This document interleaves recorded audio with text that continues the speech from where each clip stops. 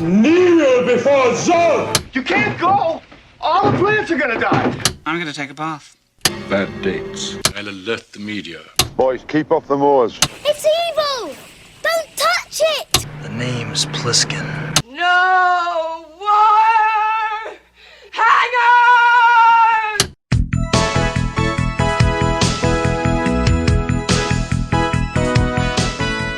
Welcome to Vintage Video, where we're rewatching the 80s so you don't have to. We'll be reviewing every major film release of the 1980s in chronological order, overanalyzing what you've seen and spoiling what you haven't. I'm Patrick O'Reilly. I'm Jesse Bayless. And I'm Richard Wells. And today we're discussing Dragonslayer, released June 26th, 1981. It was written by Hal Barwood and Matthew Robbins, directed by Robbins, released by Paramount in the US and Disney internationally. Writers Barwood and Robbins found their inspiration for the story in Disney's Fantasia, and specifically the Sorcerer's Apprentice sequence referenced in the film's dialogue. Sorcerer's Apprentice? They combined the heart of that story with the legend of St. George and the Dragon, the tale of a 4th century soldier from the Roman army who was enlisted by a town to slay the dragon they'd been making sacrifices to when a well-loved princess lost their annual lottery. That's a true story. Barwood and Robbins set about telling this story with an emphasis on realism and fewer of the standard medieval tropes like knights in shining armor. Magic is real, yes. Mm-hmm. Historically, they set their story after the Roman rule of Britain alongside the arrival of Christianity. Working titles included Dragonslayer, 2 words, or The Dragonslayer, not to be confused with Don Bluth's 1983 arcade game, Dragon's Lair. It does bother me that it is 1 word because when I do voice commands to find the movie on our TV, right. it makes it 2 words, lair. And it doesn't work. Yeah. A quarter of the budget went to the creation of the film's dragon, Vermithrax pejorative, which translates as the worm of Thrace, which makes things worse. What? That's what that means. Pejorative is such a weird surname because it's mostly used as a regular word now. Yeah. But that's what they went with. The incredible dragon prop represented the first feature film use of go motion, a sort of stop-motion hybrid effect, developed by Phil Tippett, which relied on the input of computer-assisted puppeteering. The computer would move the model during the stop-motion photography and then reset so that the desired frames would have a natural motion blur. It's pretty awesome. Yeah. It looks great. For the full-size live-action puppet, dual World War II era flamethrowers were installed to represent the dragon's fire breath. That's really awesome. 16 puppets were employed to represent Vermithrax over the course of the production. In designing the creature, Barwood kept to certain evolutionary rules, including having Vermithrax move on all 4s and basing the skeleton on the Jurassic pterosaur Rhamphorhynchus. Guillermo del Toro counts Vermithrax among the best movie dragons, up there with Maleficent in dragon form. Recurring Game of Thrones director Neil Marshall calls it the greatest screen dragon of all time, and sculptor Bill Basso drew inspiration from Vermithrax for his work on the 2002 Dragon Apocalypse film Reign of Fire. George R.R. Martin is such a fan that Vermithrax got a shout-out in the first season of Game of Thrones. There was Giscard and Valerian. Vermithrax.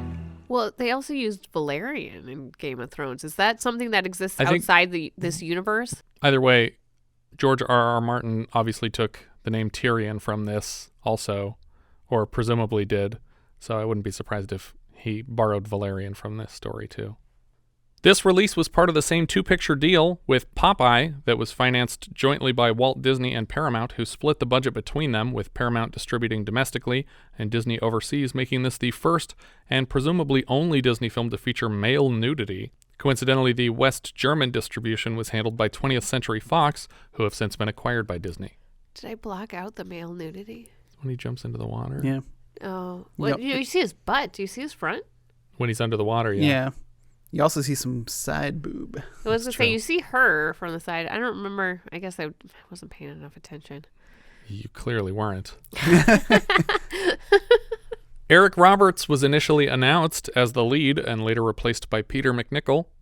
Dragonslayer would find itself in the same Rolling Stones article, Big Bucks, Big Losers, that we've brought up a lot on the show. The film was nominated for 2 Oscars, visual effects and score, losing to Raiders and Chariots of Fire, respectively.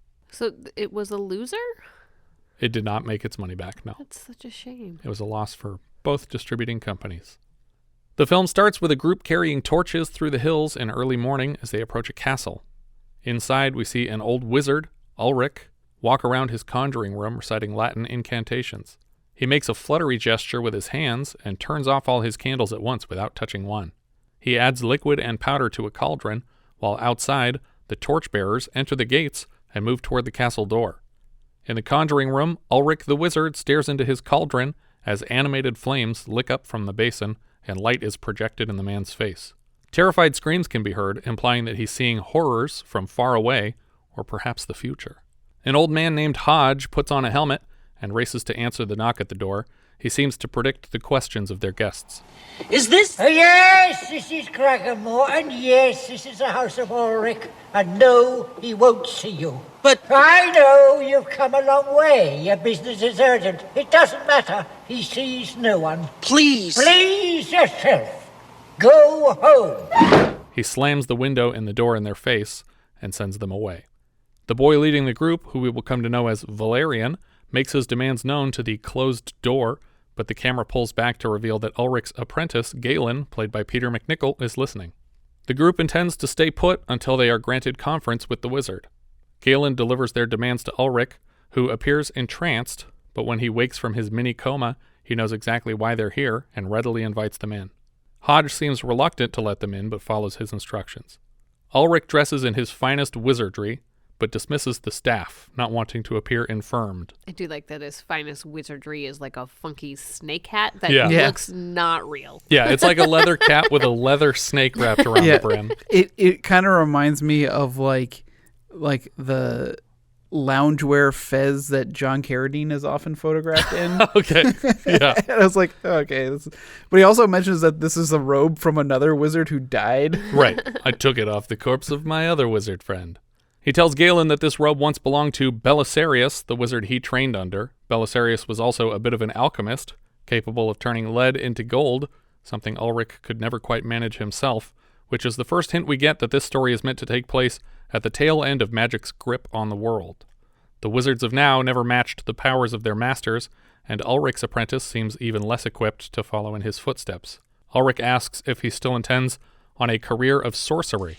Oh, yes, more than anything. Ulrich tells him to collect a handful of sulfurous ash before they attend to their visitors.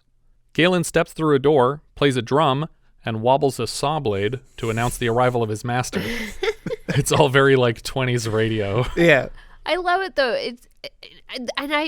This is my first time watching this movie, so like I didn't know what to expect from this, and so I couldn't tell if magic was real or not in this movie. Yeah, at this I think point. they do a good job of keeping it hazy in the beginning. For sure, because it's really cheesy entrance where you're just like, okay, so this guy's like a charlatan, right? And then and they're asking him for his help, but it's not actually all that. There seems to be magic in this world. Yeah, it's a mix for sure.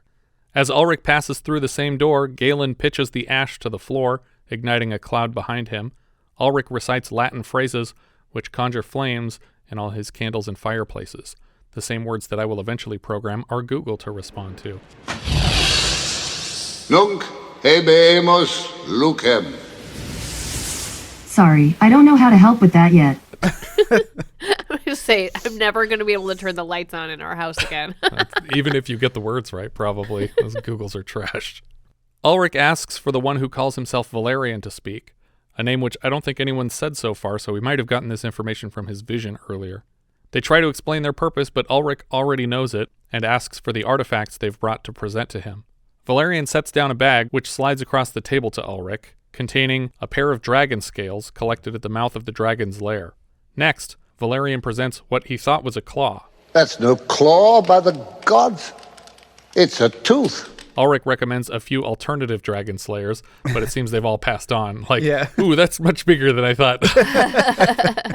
Valerian spells out their specific problem. Twice a year for the spring and autumn equinox, their village makes a sacrifice by lottery to the dragon. And in return, this dragon, it leaves your villages and crops unburned. Valerian asks if he is afraid of dragons, and interestingly, he answers, No. In fact, if it weren't for sorcerers, there wouldn't be any dragons.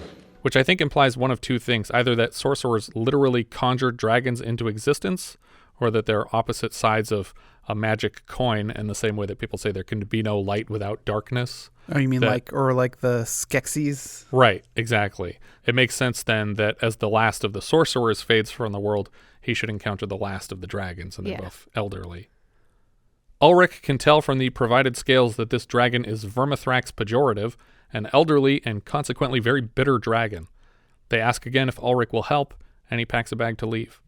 Galen seems doubtful of his chances of success, warning him that the road is a hard one, but Ulrich, cradling the gemstone on a necklace, cryptically claims that he isn't worried about the road. When they open the gates, they're met by Tyrian, captain of the royal guard, sent by King Casiodorus to investigate this contingent and their goals. Casiodorus is worried that involving a sorcerer in their bargain with the dragon could spell doom for his kingdom, and Tyrian demands the right to test this wizard. Hodge and Galen refuse on Ulrich's behalf to subject him to a test. Tyrian is not surprised, as false wizards are loath of any test of their abilities. Ulrich is quickly bored with the argument and agrees to the test. He instructs Galen to take the necklace with the gem to the conjuring room and fetch a rusty dagger from a large chest. Galen brings it to a window overlooking the courtyard to verify. It's not this one, is it? The very one. Let it fall. Galen tosses the knife down, and it sticks into a board right beside Tyrion's hand.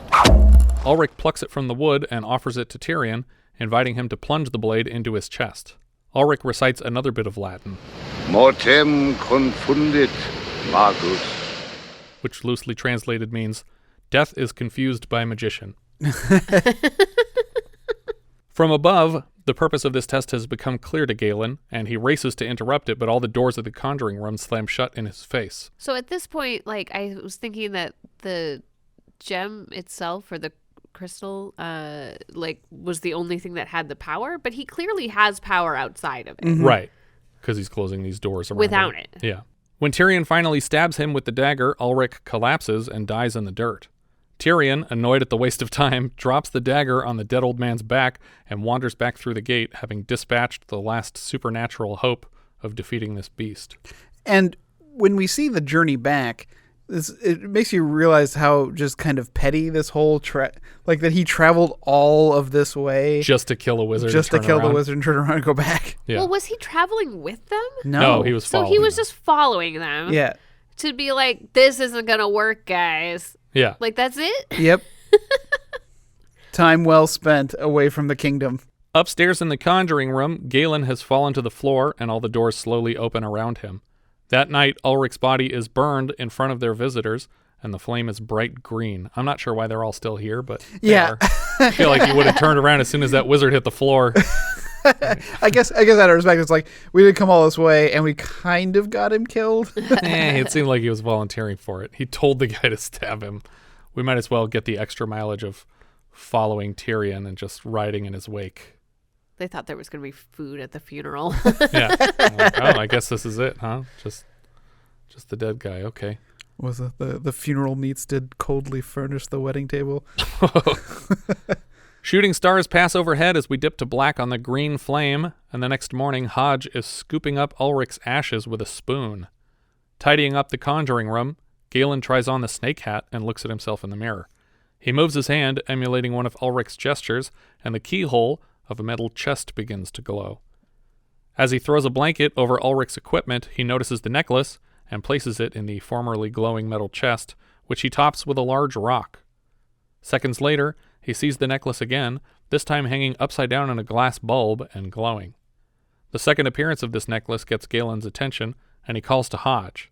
He breaks the bulb to retrieve the gem, and we cut to Galen and Hodge on the road together.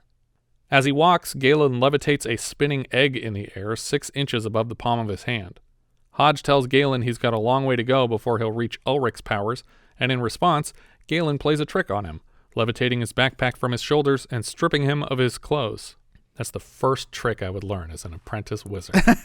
When Hodge accuses him of not respecting his master, Galen claims he is the master now. Only the master of evil, Darth. No. What? Nope.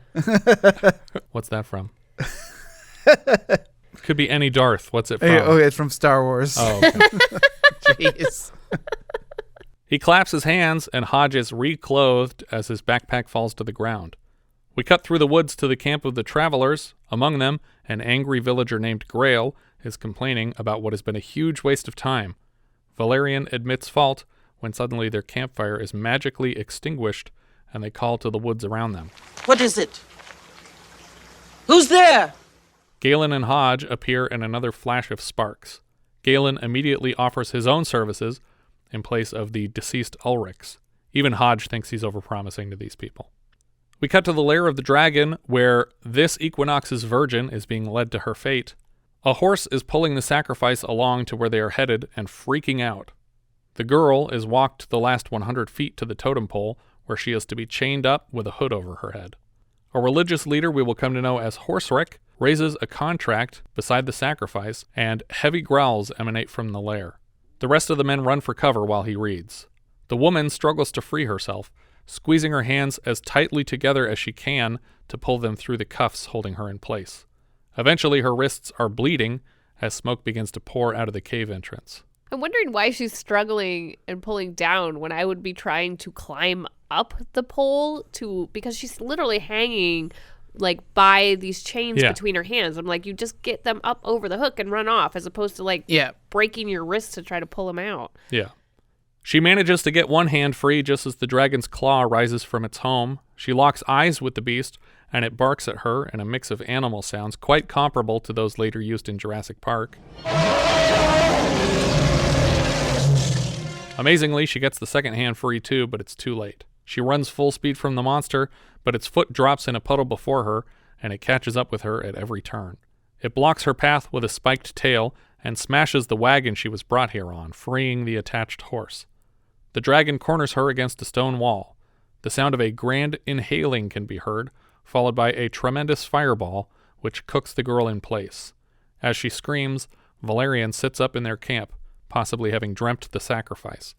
Valerian moves to a nearby pond to bathe. Back at the camp, Galen argues a bit with Hodge before heading to the swimming hole himself. Valerian notices him at the edge of the water and begs him not to come in, but Galen ignores the warning and dives in fully nude. He swims right up to Valerian before noticing underwater that she is a woman posing as a man. Now, did either of you call that? Yes. Because I know you hadn't seen this film before. Yeah, I hadn't seen it. Yeah. I think that I was questioning this character, but, I wasn't sure why. I mean, especially when you see her in the water saying, no, don't come in here. Yeah. Like, it's definitely a Mulan moment, but yeah, I think even at the door, I was kind of like, okay, I don't know why this woman is dressed that way, but that's clearly a woman. Yeah. It's one of my biggest pet peeves is the clearly a woman pretending to be a boy, but everyone doesn't seem to see it. Although I have to say that unlike other instances, I was impressed by the voice that she was doing, because it sounded like you could mistake it for a boy's voice. Yeah, like a young boy going through puberty. Yeah. I think Pitch Black was the most egregious. I was like, wait, she wasn't a girl? You guys didn't know that? What about the only time that you would be fooled by this? Or at least your niece was fooled by it, by a Caddyshack? Yeah. When one of the caddies takes off. That's a girl. Oh, yeah. Okay, I forgot all about that. Back at camp, Tyrian is spying on the group and sees Hodge among the campers. He asks for his bow, assuming Hodge is Ulrich's replacement and intending to put an end to their mission. As they redress after swimming, it finally occurs to Galen why Valerian has kept her sex secret. Only daughters are chosen by the lottery, and so by posing as a son, she has evaded contention, a luxury afforded only to her and the daughter of the king, who has happily bought her way out of the lottery each year. Or maybe just commanded her way out of the lottery. I don't think he's paying money for it. I mean, the implication, though, is that she's not the only one. Other rich people. Other rich people's daughters are also not in contention. But Valerian is the only poor person who's getting away with it. Yeah. because she's posing as a boy. So I don't understand Tyrion's motivation here. He doesn't want a wizard to interrupt their deal with the dragon and spell doom for the kingdom. So he's here on the king's command to kill anyone who tries to screw up the system that works. He doesn't have a daughter to worry about, and the king doesn't have a daughter to worry about because his daughter's not in contention. So they just want to protect the system as it works now. Okay. The fear being that if they try and fail, then the dragon will get pissed. Yeah. And the king explains later that the dragon holds a grudge and remembers attacks against it. Yeah. And so they could get a much worse deal out of it if they don't just keep things going. Got it. After she walks away, Galen takes a moment to stare into the pond and has a premonition. He sees the royal guards riding on horseback and Tyrian with a bow and arrow. He races back to camp, hoping to prevent the prediction, but he finds Hodge too late. He already has an arrow in his belly and collapses on the path. Somebody shot me, but I can still talk. Galen, can you hear me? He tells Galen that it's important that he bring the master's ashes on this adventure and toss them into burning water. Galen tries fruitlessly to cast resurrection spells, but they don't help Hodge, and he dies here. The next day, the whole group ride a boat across a body of water. They anchor it to a stone on the shores of their home of Erland. Again, the group are spotted by the royal guard as they move through the mountains and pass the Dragonslayer, which seems to be found near a volcano since the rocks in the area are all obsidian. But unless dragon's fire is doing this to the rocks. That's what I assume the implication is. Yeah, that he's literally melting rocks with his breath. He's just torching it just so kind of like marking your territory. Yeah, that makes sense. I mean, I feel like I keep noticing so many things that are reminding me of Game of Thrones too, because they have obsidian and they call it dragon glass because it's, melted by dragons, right? That makes sense. When Galen learns they are close to the lair, he demands to see it. Unclear why Galen is so eager to tempt fate and see the lair, or perhaps the dragon in person.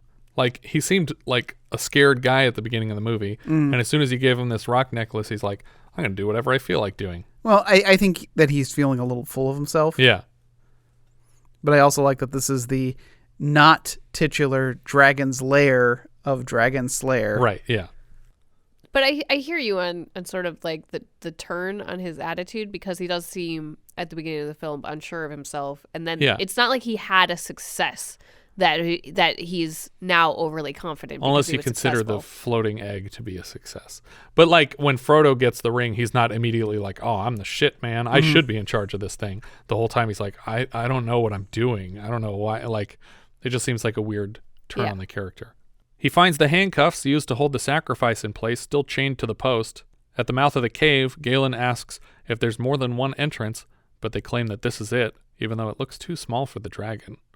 Galen descends into the cave through piles of human rib cages. He finds a scale on the ground and hears the rumbling of the dragon below him. At this point, I thought, do these wizards have a deal with the dragons? And he's just about to go meet with them and be like, hey, I got to tell these people I killed you. Is that cool? It's going to be like Dragonheart, where you just got to fake these people out. Or the reluctant dragon. Yeah.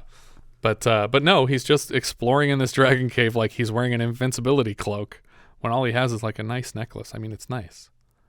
A thick cloud of smoke is burped through the chamber, and Galen retreats from the lair. He stands on a platform and recites an incantation with a hand raised toward the cave. His words seem to trigger an avalanche of rock, which buries the lair entrance. The rest of the group run for cover from the falling rocks, and at the end everyone seems safe, and the dragon appears confined to the lair. We cut to the celebrating village, where straw dragons are burned in effigy as people rejoice. In her home, Valerian holds a dress to her chest and observes herself in a mirror. Her father walks in and demands she hide the dress, still chained to the habit of keeping her secret. What if you were seen? The question has some important implications. First of all, there is no dragon, so there's no risk of her being sacrificed, assuming that it's been killed in this avalanche. However, she would still be revealing her secret to a town full of people who'd sacrificed their daughters. And they would all know that she and her father had cheated the system and that one of their children might have taken her place over the years. Yeah. She decides to reveal her truth to the crowd, and a hush falls over the celebration. Galen approaches, drags her to the dance floor, and calls for a song. After an awkward pause, others from the crowd join them in dance, and the discomfort is quickly over. Valerian's father weirdly brags to Greil about his whole scheme, and it almost sounds to me like Greil had lost a daughter to the lottery. Yeah, he says something along, I wish I had been that clever as a father. Would that I was as clever as a father.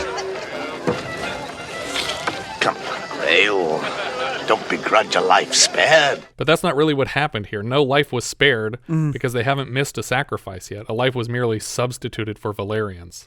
And then I also like how Greil immediately changes gears. It's like, did you happen to notice that the rock slide happened the same time that there was a holy man in the village? Right, exactly. Well, you just saw a guy do it. Yeah. He was standing there reciting incantations at the mouth of the cave when it happened. Greil is still fascinated by what they've witnessed and wonders if it wasn't just as likely the work of the holy man. I think it's weird to mention him before we've seen this priest, but it follows logically that as magic should disappear from the world, it would be replaced by religious belief. And the character that spots it is Greil. Yes. Later we see Greil speaking with the holy man, played by Ian McDiarmid, and the holy man is quick to give God credit for the avalanche. He's like, oh yeah, he does stuff like that all the time. That was probably him. This story kind of parallels Excalibur. Yeah, there's a lot in common, and they take place around the same time, too. The sense of Merlin says the one god chases away the many gods. Right. And magic is fading. And that's what the sign of the times. The party comes to another screeching halt when the royal guard arrive. Tyrian says he's here to bring Galen to the king. Galen is hesitant to follow this man, who in the last week has killed his master Ulrich and friend Hodge. Regardless, Galen is brought before the king, where he performs a bit of a half-assed magic show. He's like, look at the chicken on a table, and watch, I'll make the table fly. So his last trick is to make this table float in the air. The king notices that Galen is gripping the gemstone necklace through his shirt. Instead of flying, the table simply tips over, probably because of the interference of the shirt fabric. The king explains his reasoning for sending out the guard to dispatch all wizards. When he was young, his brother led an attack on the dragon, for which the dragon has been responding for many years. The king wants to know who invited him here to potentially make matters worse by infuriating this beast. The king reaches into Galen's shirt and steals the necklace. The king has no problem with the system in place, but Galen won't stand for it. But your children were dying! Only a few. Does that sound cruel? It is better that they should die that others might live. The king takes credit for inventing the lottery, which has protected their town for years. Galen claims the lottery is no longer necessary, as he has killed the dragon, which I think is going overboard. Just say you've trapped it, because you know you didn't kill it. It was way deep in this hole. Up in the hills, it rains on the rock slide, and the stones begin to steam. We cut to Galen in a dungeon cell where he uses Latin words in an attempt to break the bars off his window. Galen is inexplicably visited by Princess Elspeth, who is educated enough to understand his Latin spells. Elspeth tries to convince Galen that her father is right and the lottery is a necessary evil. Galen informs her, for apparently the first time, that she was never really included in the lottery. When she denies his claim, he tells her there's no need to lie here because everyone knows what he says is true. He never really backs this up, but she just takes his word for it. Yeah, and then she tries to confirm it and still doesn't get a confirmation. Well, I think it was enough that it planted the seed of doubt. Yeah. Yeah. She leaves to consult with her father, while back at the lair, the ground rumbles more, and the faint roar of a dragon can be heard. Back in Casiodorus' chambers, he and his vizier, Horsrik, are playing Jenga with lead bars. Evidently, they're trying their hands at alchemy, but it is not working. I like it says, it's not working. Let's just try it one at a time. Yeah. Like he was trying to do all the bars at once. Yeah. The king has in his grip the necklace stolen from Galen, and as he requests the lead to be turned to gold, it heats up and burns his hand. And it looks like a pretty fucking bad burn. Like it's a huge square that's like a half-inch deep in his hand. He drops the necklace immediately. Elspeth confronts her father with the rumors and doesn't believe his denial. So he tells her, no, that's not true. You've been in every... And she's like, oh my God, I haven't been in every one of them. He goes, no. Wait, I mean, yes. Yeah. I meant no meaning yes. No meaning yes. Galen awakens in his cell to what sounds like a riot outside. Princess Elspeth returns to release him from his cell as repayment for the information about her father. Galen manages to sneak out of the jail, past Tyrian, and steals a horse from a guard. He rides the horse through a set of double doors, down a hallway, directly into the king's chambers. When he's quickly surrounded by guards, the shaking of the castle tears down the exterior wall, and Galen rides his horse through the new opening.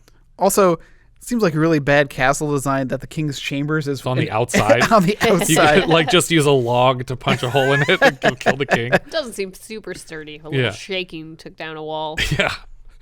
The shot of him jumping the horse through the hole and out onto these pristine hills is actually incredibly beautiful. Like, it's such a well-shot nature scene. I mean, I think that's true about a lot of this film. Yeah, it's really well photographed. It's really lovely. Yeah.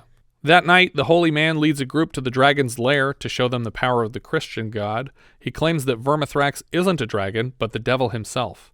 The ground starts erupting around them, and people fall to the steaming rocks. A large tree is upended and nearly crushes the priest, but before he can crawl out from under it, he hears the dragon approaching. He crawls over to the edge of the dragon's pit and sees it rising in smoke. Unfortunately, the priest doesn't recognize the monster's signature inhaling sound and is blasted unexpectedly with a wall of fire. In a flash, the priest is replaced with a charred corpse with no hair or facial features. Yeah, it's pretty frightening, like maybe like 5 or 6 frames of just like, oh. just perfectly bald round head because it just scarred all the skin off of him. It kind of reminds me of when Yaphet Kotto shoots the flamethrower at Ian Holm in Alien. Right. Yeah. Where like you just like the skin melting off the weird doll face. Yep. Creepy. Which is good because this is the same DP. Yeah. I wonder if he just used that stuff from Alien. I wonder if that was from Alien. It's the same prop, you think? Just put a new layer of skin on. Galen returns to the village just in time to see it attacked by the dragon. Vermithrax is just burninating the shit out of this place. The next day, the royal guard come to Valerian's father's blacksmith shop in search of Galen. They don't find him, but Tyrian tells Valerian's father, who I don't know if they mentioned in the movie, but his name is Simon. I don't think they say his name in the film, but he's not even credited as Simon. Yeah, he's credited as Valerian's father. Oh, okay. Well, the character's name is Simon based on the novelization. Oh, okay. But it's Simon Valerian. I assume Valerian is their last name. I don't know. No, I think Valerian is her first. Is that her first name? Okay. Yeah. Because he's credited as Valerian's father. He can't be his own father. Well, but that character only ever had I get it. Single name. I know, you're making sense. I'm not. They don't find him, but Tyrian tells Valerian's father, Simon, that the king has called for a new lottery to appease the dragon, and that his newly revealed daughter is eligible for inclusion. After the guards leave, Valerian and her father tip a large anvil on one side, revealing a hole in the floor where Galen has stowed away. Galen has one more request of Simon. Blacksmith, have you ever forged a weapon? This, I imagine, because the entire time that they were looking for Galen, like, he's hammering away on this anvil, and so I'm like, that must be so loud underneath this hole. Yeah. Like, that's got to be deafening. Yeah. We cut to the blacksmith reeling in a huge metal spear, which has been cooling in a waterfall. He calls it Sicarius Draconum, or the Dragonslayer, which is, I think, what the title comes from, unless it's something later. Back in his shop, he shows how sharp it is by dragging a horseshoe across the blade and slicing a sliver away like it was hot butter. Well, this makes sense to me, though, if this is where the concept of Valerian steel came from. Right, yeah. Like, if this is the best that could be, the sharpest. At night, the entire village is present for the lottery outside the king's castle. Valerian is kept in a roped-off section of the courtyard with all the other contenders. She notices that Galen is watching the princess and mistakes his gratitude for romantic interest. All the tiles are added to a large cauldron and stirred. I really like how the crowd is just like already kind of like they're aware of the whole procedure, and they have like a whole like a ritual that they do. Stir the tiles. Yeah, and they're all shouting it the together. Name. When the time comes for the vizier Horsrik to choose a name, he is hesitant to read it before the crowd. He waits for the king to gesture before announcing. The name is Princess Elspeth Ulfilas. Really outrageous.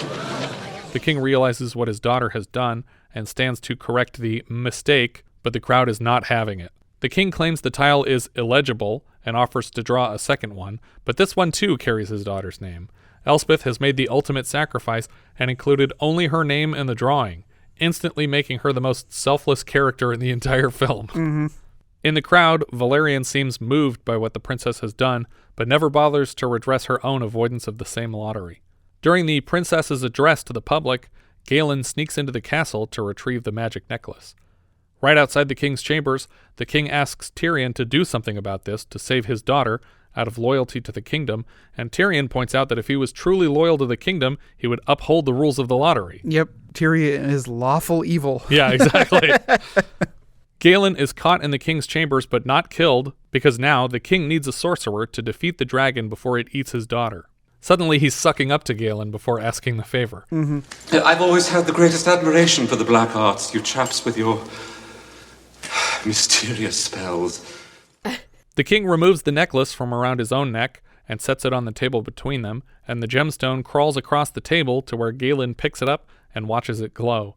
Presumably this shot is happening in reverse, but the blocking is smart, so it looks like the actors are moving forward in time. Yeah, I really paid attention, though, to see if it was in reverse, and it really doesn't look it. So Yeah. it's an impressive shot, or they're pushing it across the table. Somehow, yeah. Yeah. Well, I just figured it was a magnet underneath the table. Oh, there you Could go. be that, yeah.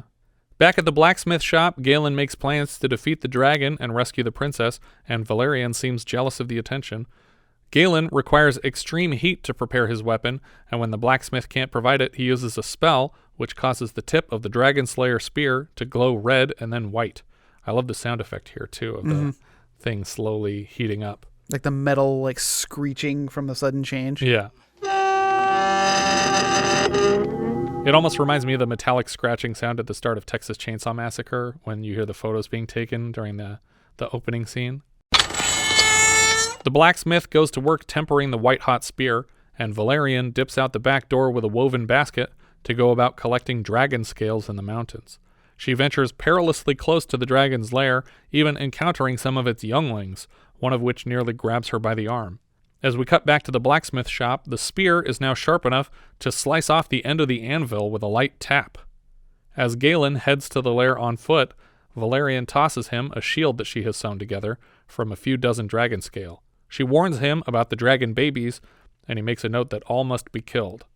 Lastly, she asks if he's in love, and he admits he is.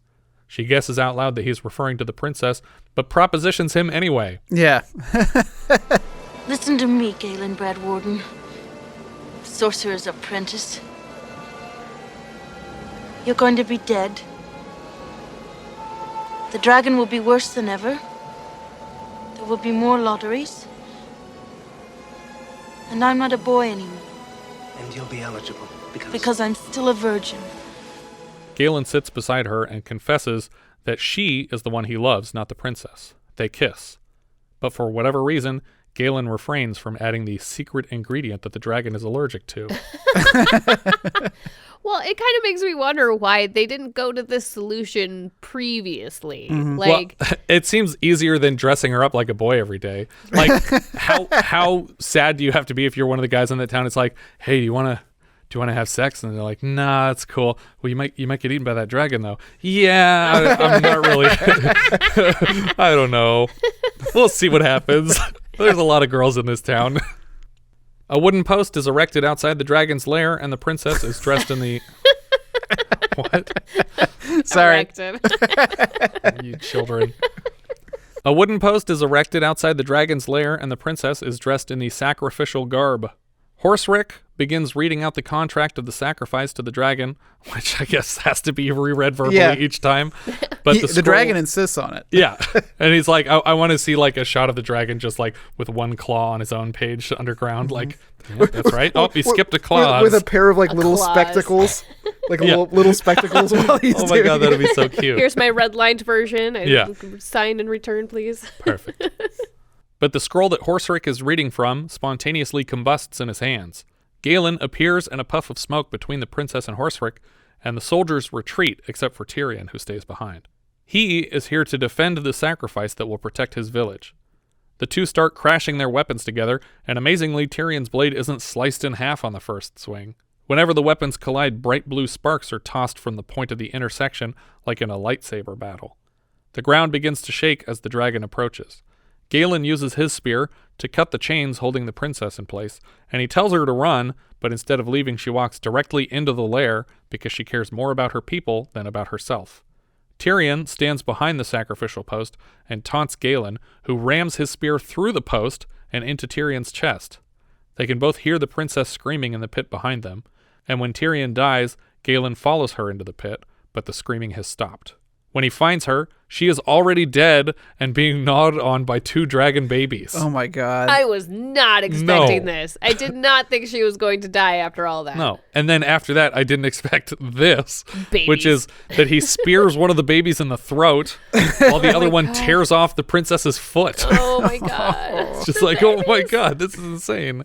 It's both disturbing and awesome. Yeah, I think they said like the first models that they put together for the dragon babies, like the eyes were way too big, cute. and it was like these are adorable. We need to make these little beady, terrifying eyes. Well, they didn't fully succeed on because they're turning still me kind of against cute. the babies. Yeah.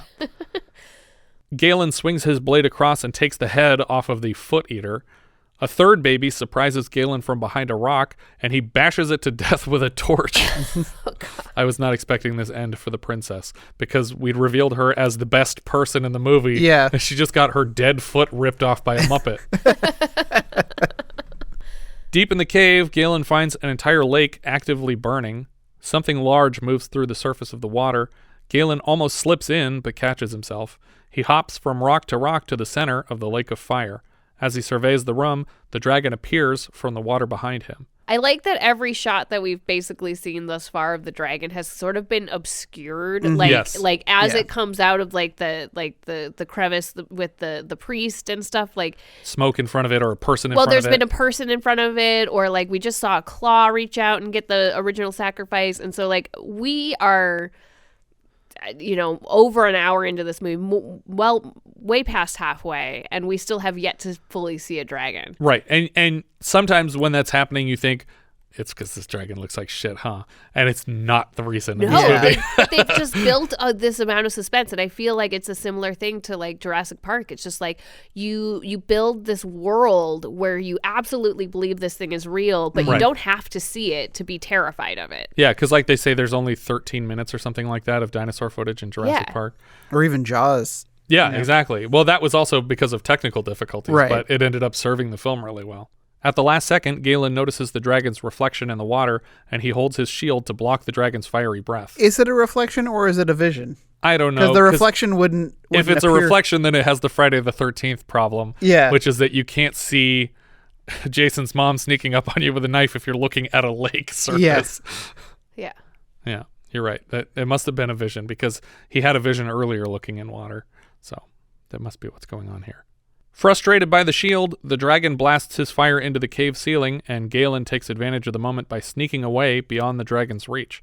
The dragon chases him out of the cave and up to the corpses of its babies. And when it's stomping through the cave, it looks so great. Right, when it's moving through this tunnel after him. Yeah.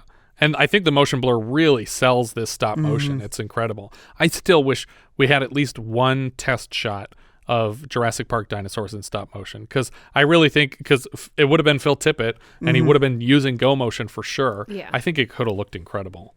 I mean, I love what we got. I think ILM did a fantastic job with the CG dinosaurs, but I would still just so much love to see one stop motion shot for that movie. The dragon stops to nudge one of its baby's corpses with its nose and determines that its entire brood have been slaughtered. It lets out a scream and continues following Galen. Yeah, this got me. So, like, I feel like obviously they made them less cute, but this still was, like, heart-wrenching for me to, like, see the mama, see her babies all dead. And she rolls one a little bit, and then it just kind of falls back down. And, like, that scream. Yeah, just, like, it's guttural. It's awful. The dragon notices Galen's shield on the ground and approaches to investigate when Galen appears on a ledge above the dragon with his spear. He jumps down onto the dragon's neck and stabs it through the back of the dragon's head multiple times. I thought for sure, and again, I've seen this movie many times, but I thought for sure he was going to jump with the spear down. Yeah. And I was like, oh, he doesn't do that? Yeah, okay. Instead he jumps on and then starts poking at it. Yeah, you got to ground pound him. Eventually he lodges the spear in the dragon's throat, and it swings him all over the cave until the wooden handle breaks off of the weapon. Now, this shot of the dragon swinging him around, I feel like even that is so well done that it doesn't look like a model is hanging from this dragon. It looks like you actually have Galen in the shot swinging all over the place. Above ground, Valerian searches for Galen and finds his shield, charred white, and the splintered wooden handle of his weapon. Then she finds Galen unconscious on the ground and rolls him over, where he tells her that the dragon still lives.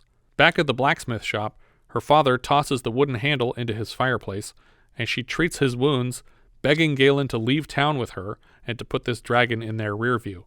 I don't understand how if the dragon still lives, how he still lives. Like, if that thing wasn't dead, I'd be ripping this thing, ripping this guy that killed my babies, limb from limb. Because obviously it can get out of the lair from where it is, so why did it just let him climb up to the top and then wait for him? Yeah. Even Valerian's father agrees that escape is the ideal move. He also takes the opportunity to spell out some of the film's overarching themes. You know what I think? Magic, magicians. It's all fading from the world, dying out. That makes me happy. That means the dragon will be dying too. Before they leave, Valerian gifts his daughter a crucifix on a necklace, evidently having taken stock in some of the words of their barbecued holy man. On their way out of town, Galen and Valerian witness a solar eclipse. When Galen looks down at the reflection of the sun and a nearby lake, he suddenly remembers Hodge's final words about the burning water. He was meant to dispose of Ulrich's ashes in the fiery lake of the Dragonslayer.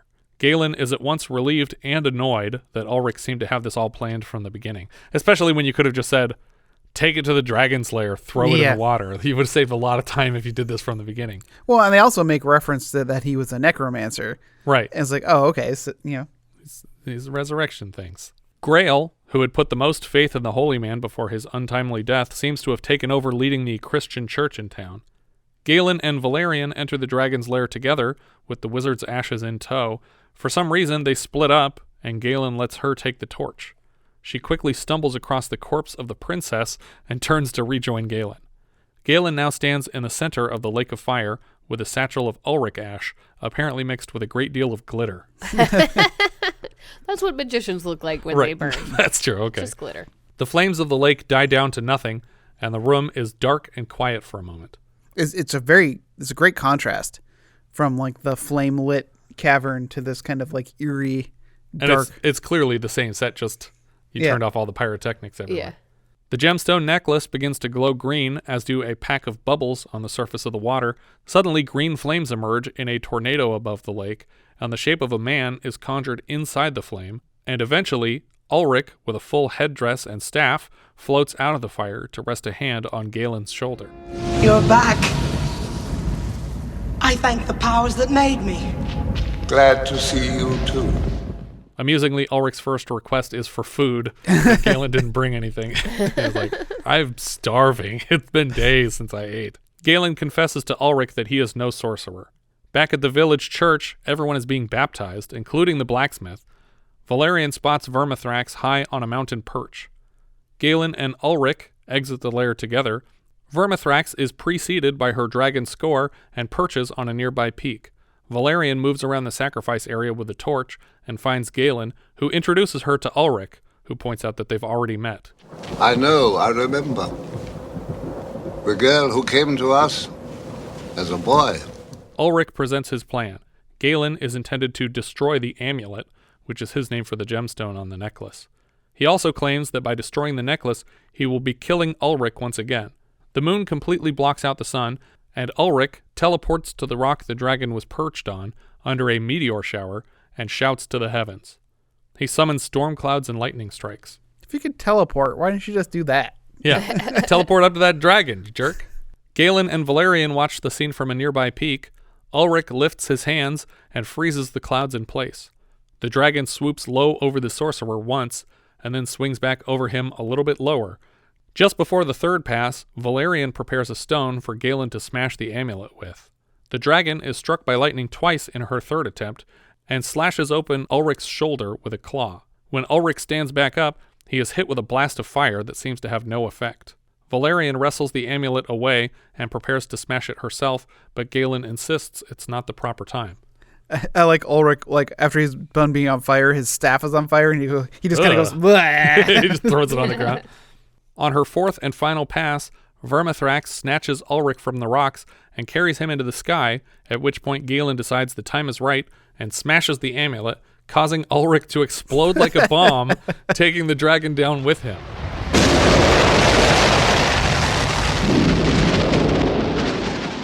Vermithrax plummets from the sky, smashing down in a nearby lake, which glitters with sparks in her wake.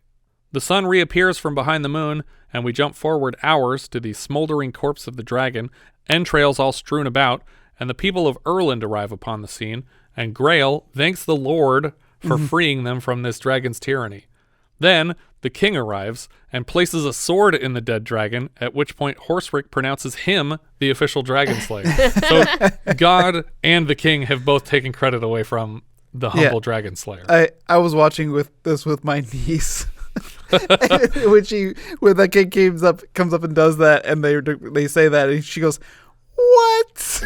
Like, they're all standing there. They could see that you just put that sword in. But also, the king just looks so dead inside. Yeah. Like, he just lost his daughter, and like they just told him, go out and But do he this. looked like that before, too. Yeah, that's true. He looked heavily medicated the Does he entire even time. know that she's dead at this point? Maybe not. I don't know. He doesn't come to the sacrifices even when it's his own daughter. If he did, he could have stopped her. Galen doesn't care to receive any credit, and as he and Valerian walk back to her village, Galen wishes that at least they had a horse, at which point the horse from the first sacrifice reappears over a hill as if by magic. That was also a scene that with my niece. He goes, "Oh, so he does have magic." And I said, "Well, technically that could be the horse from the earlier scene. Right. Or it could be magic." Yeah. But I think the point is supposed to be open-ended. Yes. Galen is stunned to laughter, and they both ride the horse off to the horizon. That's the end of the film. I'm going to fill in a few details from the novelization by Wayland Drews, which came out after the film, obviously.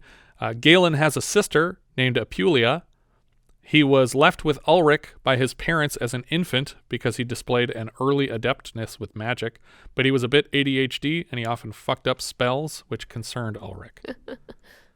According to the novel, Galen was the apprentice of Ulrich, who was the apprentice of Belisarius, who was the apprentice of Pleximus. I think it's terrifying to imagine a toddler with an affinity for magic. Yeah. Yeah, that's a nightmare. It's like that Twilight Zone where you suddenly turn into a Jack-in-the-Box or something. Yeah. In the book, Ulrich's vision at the start of the film taught him that a sorcerer created the first dragons, and that same sorcerer forged the amulet. The book also explains that Valerian's mother was sacrificed, which I guess means that it's not always virgins. Very few virgin mothers, but that's where her mom went. Very few. One I can think of off the top of my head. Her father is Simon and used to be the greatest weapons builder, but after dragons killed so many of his customers, he switched to making exclusively armor because he thought it reflected poorly on him that they didn't survive these fights. Historically, it is also revealed that the king, Casiodorus, is of Roman descent, a holdover from the previous occupiers of this land, and as such looks down on his people as a sort of subspecies. In the book, when Ulrich is naming other dragon slayers they should check in with, he mentions Prospero from Shakespeare's The Tempest, meaning that this film is a part of the Shakespearean cinematic universe, which is not at all how that works. I like this movie. Oh, yeah. I think it's fun. I think there's weaknesses to the story, and maybe some of the acting, but I still love the effects, and I love the whole world that's been conjured up here. I agree with that. I love everything about this. I don't think that there is a lot of weaknesses. I think that it blows my mind that I had never seen this movie before now. And it's fun. And if I had seen it growing up, it would probably be even more beloved to me. Yeah. I did see this movie a lot growing up. So it's pretty burned into my mind. There's so many like fun little bits to it. When Valerian goes with him into the cave, she goes, "I'm not afraid. I was a man, you know." I was like, that's great. And I like that she's, she does things on her own. Right. Like she makes a shield on her. Like she's ready to destroy the amulet without his say so at the end. She's like, "No, you're taking too long. Mm-hmm. I'll take care of it." So I think that she's a good character. It is problematic. We mentioned before, like that she was in hiding. Yeah. And I was like, okay, well, you freaking cheater. But I mean, like it's a shitty system for you to have been a part of, but still, like you're actually worse than the princess because the princess didn't know that she wasn't a part of it. Mm-hmm. Yeah, but I feel like they could have tweaked it a little bit because, she does redeem herself at the end to, participate in slaying the dragon. Sure. Yeah. And she also volunteers to be considered like one of the tiles in the last lottery. Yeah. Which even her father was saying like, no, we don't have to do that. And she's like, no, I'm a woman and I'm in this town and I should be a part of this. So I do like that she gets that brief moment, but she should have been like, well, let's see, how many equinoxes have I missed? Put in that many tiles with my name on it. And that would be fair. But then it turns out that she's even not included in this lottery because this lottery is just the princess's name over and over again. Yeah. But I love Peter MacNicol, obviously, in everything that he's done, except for this. This is the only time where I was like, I think he might have been the wrong choice. I wonder if this wouldn't have done better with somebody else in that part. And I think he was cast because he's very Luke Skywalker. And they thought this could be another Star Wars. And it didn't really work out that way. Yeah. I mean, I agree. I honestly feel like the reason that I have a problem with him in this role is because I know him from so many other things. That's true. That if I didn't, I don't know if I would have a problem with him. But I'm just imagining him being this peppy, energetic, high-pitched kind of, guy. And like, Well, are you going to Addams Family with it? Well, Addams Family and Ally McBeal. I think I go to Ally McBeal first, which is sort of like a neurotic, like OCD type character. Yeah, or that. Yeah, exactly. But none of those are this character, but I feel like if I didn't know those characters, I wouldn't have had a problem with this. Yeah, that's true. Yeah, if I didn't keep seeing Janosch in every scene. I was going to say, no one's going to mention Janosch. No, there's no way we skip over that. But yeah, he plays such eccentric characters most of the time. To have him be this sort of like a bit of a milquetoast hero, I think was a weird choice. I think Eric Roberts would have been a huge improvement, and I don't know what happened that fell apart. But yeah, aside from that, I think what's her name, Caitlin Clarke, that plays the Valerian character is great. I think she's, like you said, she has a lot of ambition and she has agency over her part in the story, which is good. And I love the mythology of it, that you have this weapons maker who builds a weapon for him, and I think they could easily have done more stories in this world after this. Yeah. But this is kind of that world coming to an end, though. Right. That's the only issue. But then you could, take another step into, I guess, it's less interesting, Dragonslayer 2, and it's like, but the dragon's dead. Wait, I mean, you'd have to go backwards. You'd have to have Ulrich as an apprentice. That's true. Temple of Doom it. And just every time they go back one generation. I'm not against that. Let's do that. Let's make the Ulrich the Dragonslayer movie right now. I mean, this is an IP that no one's picked up. It really does deserve. It because the poster is the wrong poster on your Plex. Richard. Oh my God! Right? Yeah, it's like a girl petting a CG dragon. I was like, what is this? But it is called. I looked that one up because I'm like, I want to know what this is from, and it is a show called The Last Dragonslayer, and I'm like, I wonder if this is related. It's not related to this movie. Okay. There's also another movie called Dragonslayer, all one word, from like 2014 or something like that is also unrelated. It takes place in Fullerton in the present. Well, here's even the weirdest thing is that it's got the right title, the wrong artwork, the wrong credited director, but who's the credited director on it? The credited director is Jamie Magnus Stone. I memorized it because that's a fantastic name. Yeah. But he's also a Scottish filmmaker, and this was all filmed in Scotland. Or Wales, I think some of it. Yeah, but then the cast was correct. Yeah, that's very weird. And I was like, how can the cast be correct, but everything else is wrong? I'll tell you why. Because this movie is forgotten. Yeah. But it's still a gem, I would say. It's a thumbs up for sure. For me. Oh, yeah. Yes. Yeah. Do we know what we're doing Letterboxd? Oh, man, yeah. I'm ready. So I have it in number 2. Ooh, wow. Nice. Okay. So I think that's, there's a lot of things going for this movie. I feel like, there's a couple things I agree with you that probably could have been better, but this is one of those movies where I'm like, I cannot believe I haven't seen this, and I love it upon first watching, which means that I probably would love it even more after watching it several more times.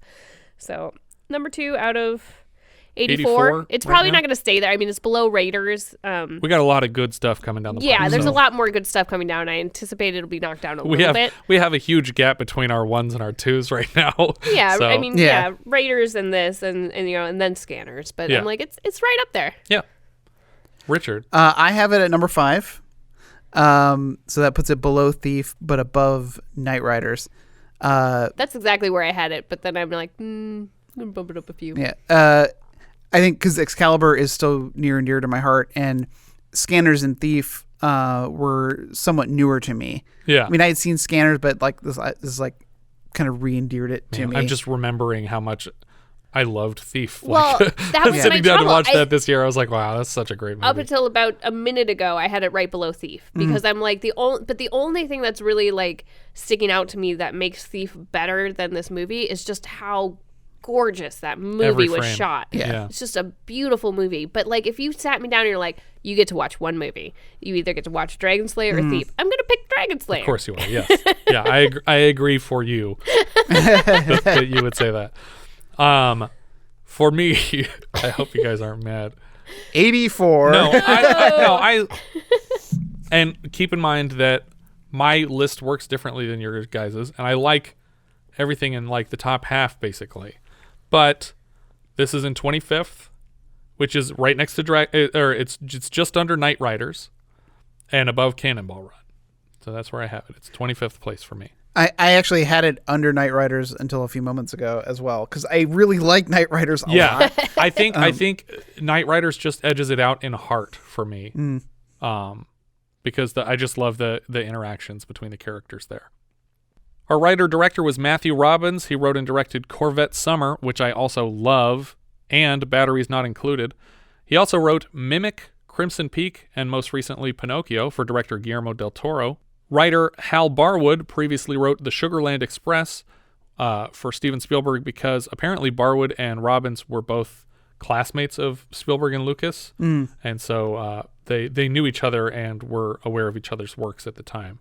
Barwood also wrote Corvette Summer and has an uncredited additional story credit for Close Encounters of the Third Kind. He also wrote a few video games, including Indiana Jones and the Fate of Atlantis and Fate of Atlantis Part 2, as well as Indiana Jones and the Infernal Machine, which Richard loves. I love both Fate of Atlantis and the Infernal Machine. Yeah. Also, I love Doug Lee as the voice of Indiana Jones in those games. Yeah. I've heard you mention Infernal Machine more times than any other video game, probably. Which is weird. It's such a forgettable game. Yeah. But I'd give anything to play it right now. The music here was from Alex North. Parts of this score came from a rejected score for Kubrick's 2001 A Space Odyssey. He also composed Carney for us last year, and later Good Morning Vietnam.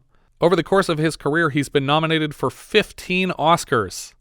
Yeah. Losing in order to Franz Waxman, Dmitri Tiomkin, Alfred Newman, Victor Young, Ernest Gold, John Addison, Maurice Jarre, John Barry again, Nino Rota and Carmine Coppola, John Williams, Vangelis, and Maurice Jarre again. So he was nominated 15 times and lost 15 times. Yeah. They finally gave him a gimme. Yeah, in 86. And I'm sorry. Yeah, he got the Scorsese Departed Oscar, which is the whoopsie, they call it.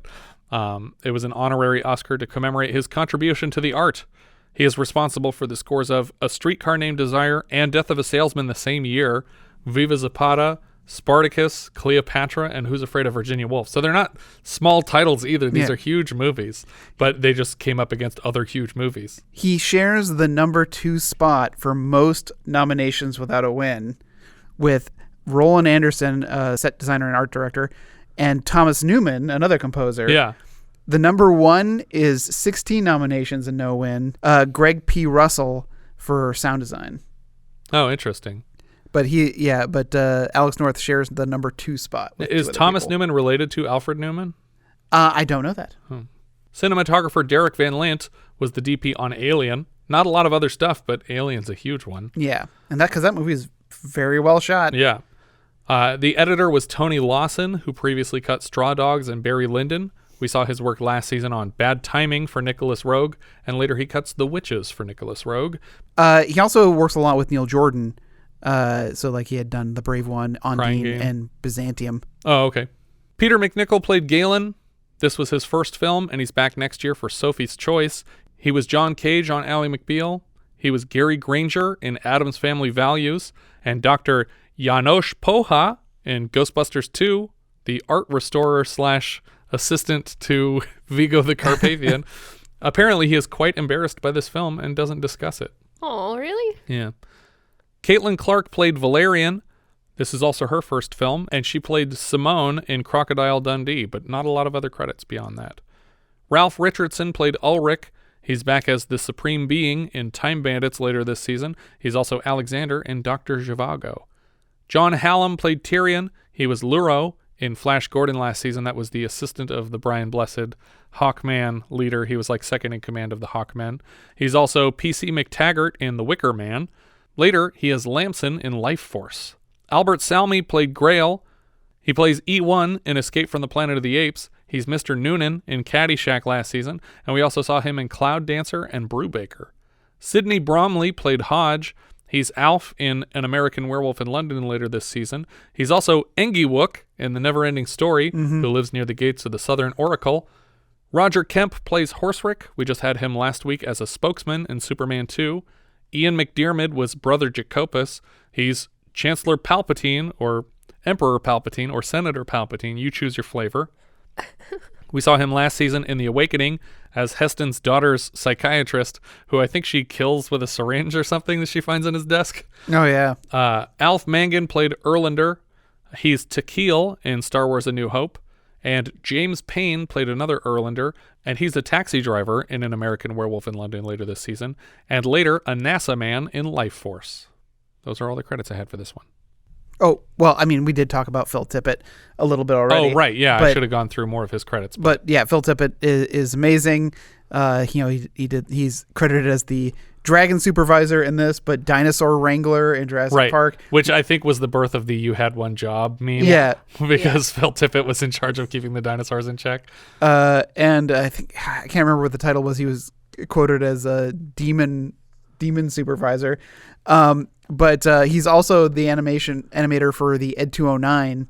Oh, really? He does the stop motion stuff? Yeah, and I love that animation, especially when Ed 209's trying to go down the stairs, and he's so hesitant at first, and he's like crying because he doesn't want to do it, and then when he finally tumbles down. That's good stuff. That's basically the only part of RoboCop that Jack has seen.